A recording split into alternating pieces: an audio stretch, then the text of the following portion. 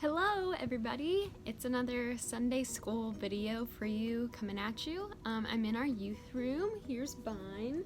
He says hello. If you don't know who Bine is, he's our Otter Bine. That makes sense to you because that's our church name. I'll just leave him right here.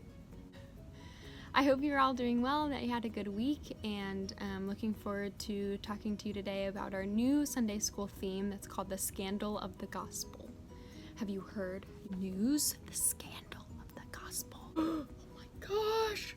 Guy Jesus came to earth, died, and rose again. What?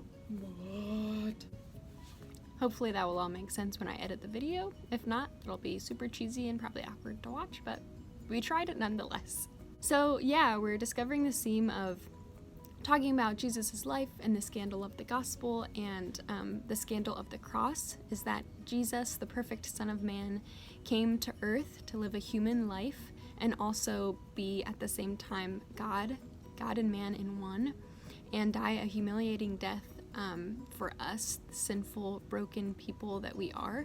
And he came to live among us, his own creation, die for us, and then was resurrected. That is the scandal of the gospel. It's amazing. It's unlike anything else in this world, and it is life-giving for us, for you, for the people that don't know it yet. So if you're following along at home, if you see in your lesson the worksheet that is at home, there's actually a video for you to watch before this if you would like to. It's a Bible project video, so that link is in the at-home lesson. I probably won't have it at the bottom of our video here on YouTube, but you can check that out. It's just a little bit of information before you start continuing on for today's lesson. So the first passage we're going to look at is from Philippians 2, 5 to 11.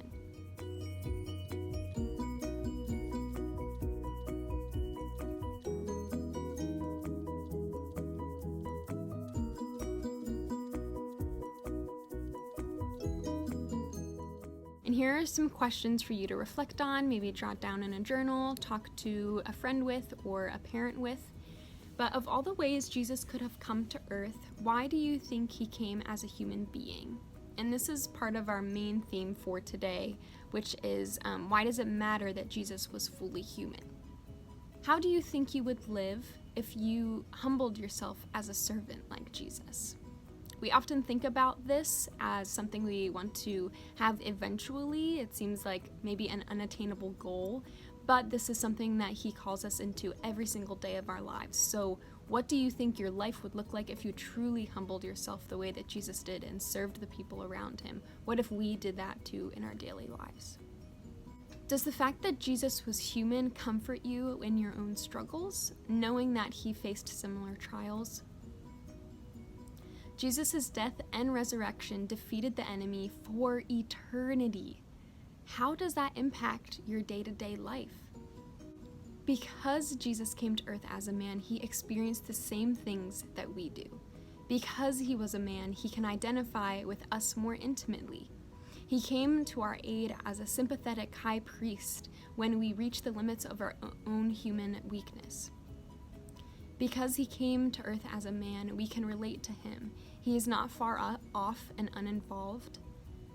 And we cannot complain that God does not know what we are going through. He experienced it firsthand. Isn't that an amazing reality? That we don't have a king that we serve that is high off and uninvolved in our lives, or one that sits on a throne and just lets things go on as they are. We have a God that stepped down into his own creation, his humanity, to suffer the things that we suffer, to be persecuted, to be mocked, to face every single thing that we have faced, and to not sin in the midst of that. He is the perfect example for us and how to live our lives, and I know for me that is an amazing truth. That is an amazing thing that I can hold on to when I'm feeling like he doesn't know what I'm going through. His son Jesus does know what I'm going through and has sympathized with that and has walked this human life like we walk it. The second passage that we are taking a look at comes from Hebrews 2, and it's 9 to 10.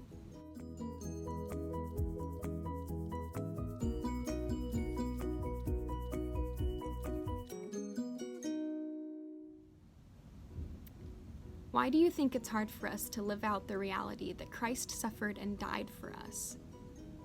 Why do you think that the cross has become a symbol of faith for Christians? So now going back to our week 1 question of why does it matter that Jesus was fully human, hopefully you can kind of answer it for yourselves. But Jesus lived as a human made in the image of God without the corruption of sin, so that he could restore the image of God in our humanity. It's such a beautiful message. Thank you so much, and I hope you have an awesome week.